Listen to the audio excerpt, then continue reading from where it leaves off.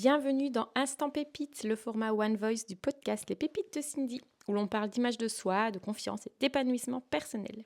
Je suis Cindy, conseillère en images, fondatrice de MyStylist et animatrice de ce podcast.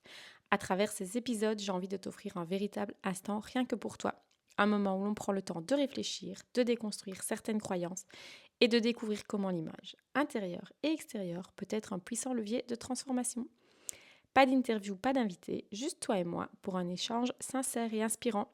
Ensemble, nous allons parler de style, de confiance en soi, d'émotion et d'évolution, avec des conseils concrets pour que tu te sentes aligné avec qui tu es vraiment. Alors, prends une pause, installe-toi confortablement et profite de cet instant pépite.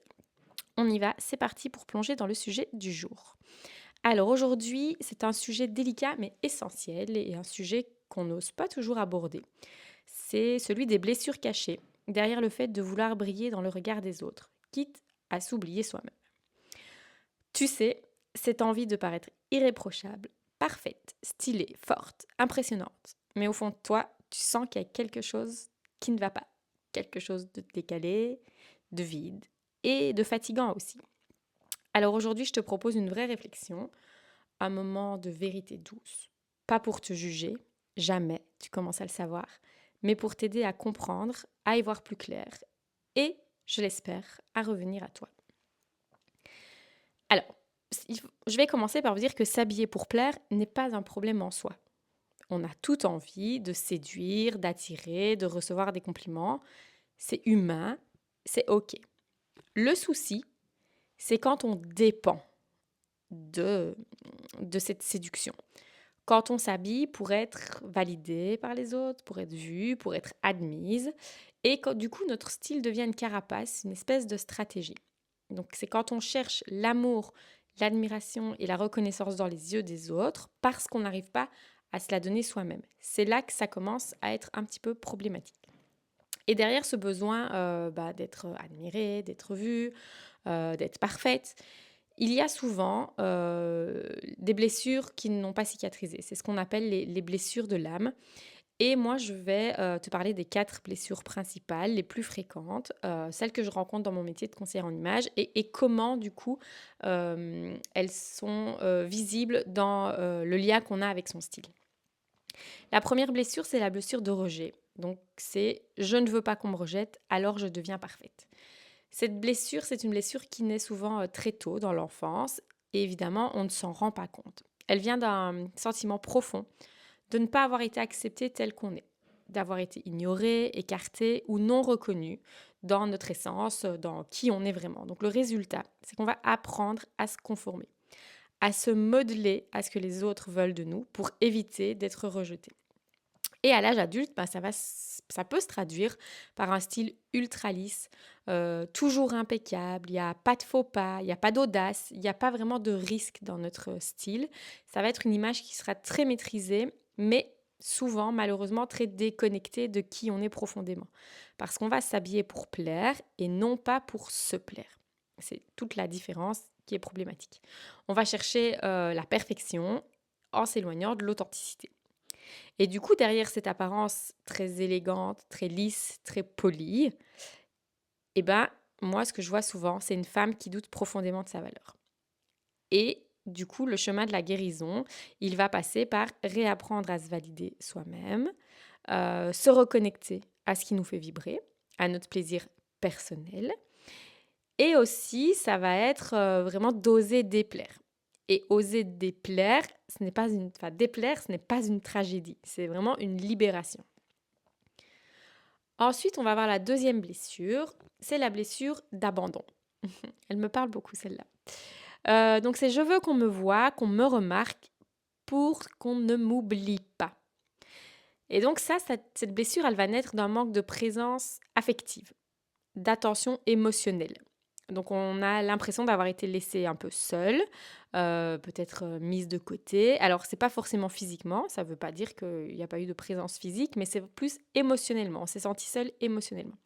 Alors la stratégie qu'on va développer de façon inconsciente, c'est si je suis belle, séduisante, stylée, alors on restera avec moi et on ne m'abandonnera pas. Et le vêtement va devenir ici une forme de séduction permanente et parfois inconfortable Parce on peut ressentir un besoin constant d'avoir un look, un style très fort, d'une présence visuelle intense, comme si un peu on voulait retenir l'autre. On peut, mais c'est épuisant. Parce que quand on fait ça, on joue un rôle.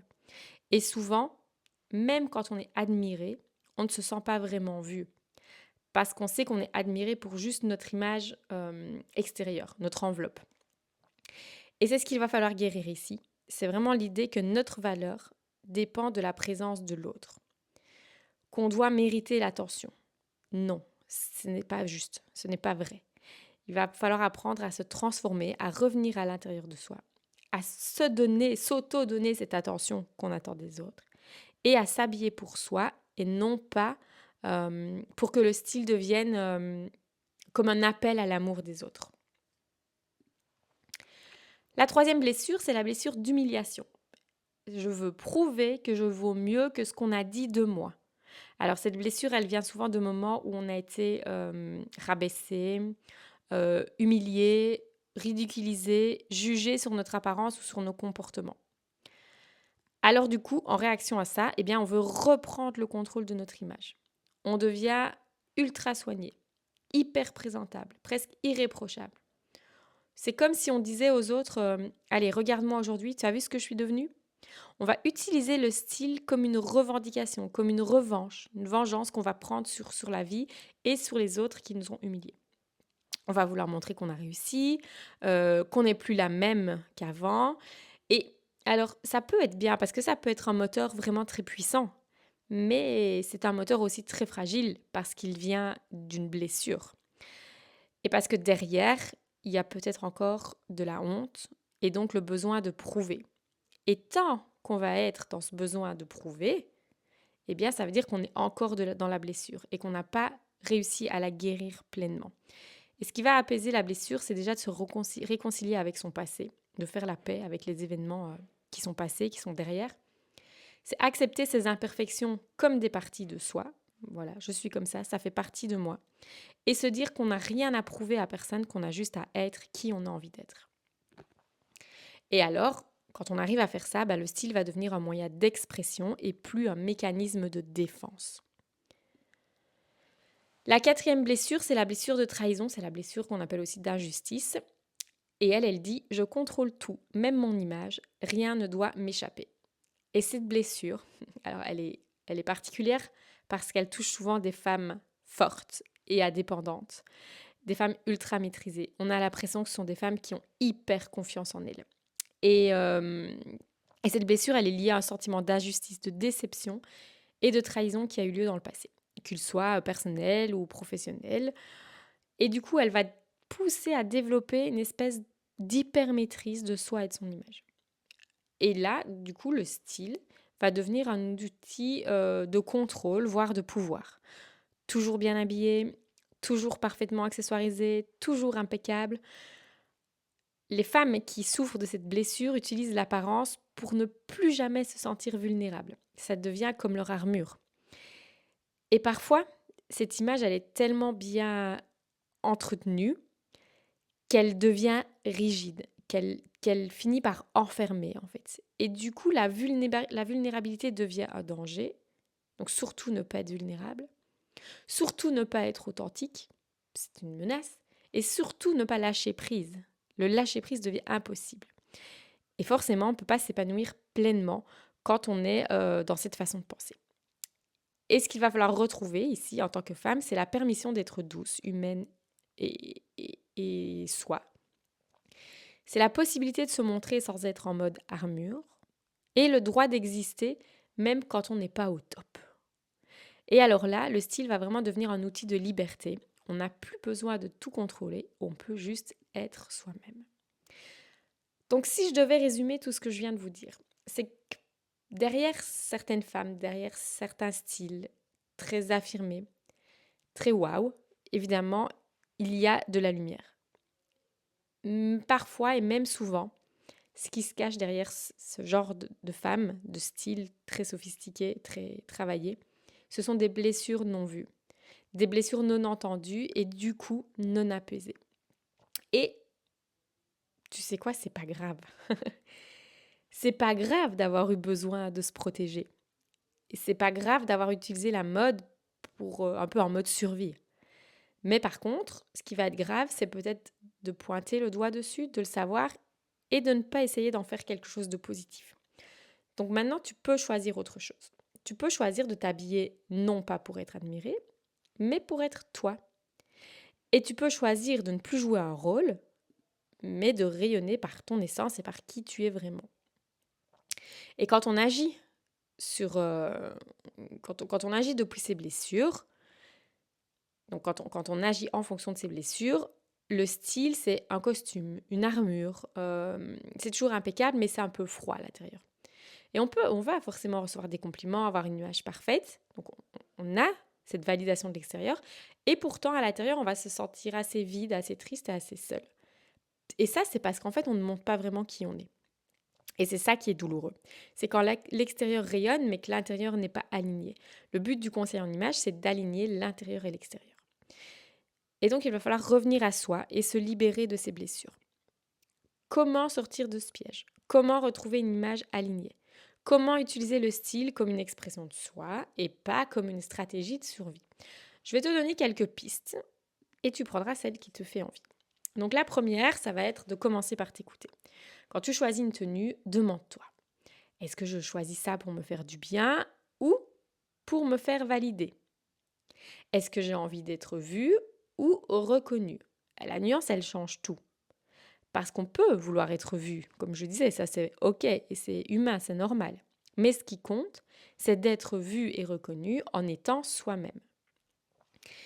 La deuxième chose, je vais t'inviter à t'exprimer avec authenticité et sincérité.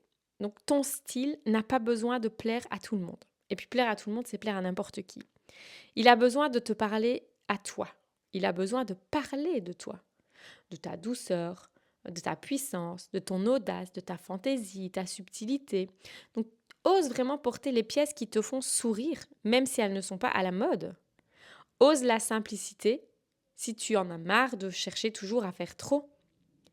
Et ose la couleur si tu en as assez de te cacher. Donc, ose vraiment ce qui est à l'opposé de ce que tu as l'habitude de faire. Et enfin, il va falloir travailler ton estime intérieure. Plus tu vas t'aimer pour ce que tu es, et plus tu vas oser être fidèle à qui tu es. Et moins tu vas chercher à impressionner. Tu n'auras plus besoin de te prouver et de prouver aux autres que tu existes. Tu n'auras plus besoin d'avoir une image parfaite pour exister. Tu existeras, point. Et c'est à ce moment-là que ton style deviendra magique parce qu'il sera le prolongement naturel de qui tu es, de toi, de ton essence, de ton authenticité. On croit parfois que s'habiller, c'est juste choisir des vêtements.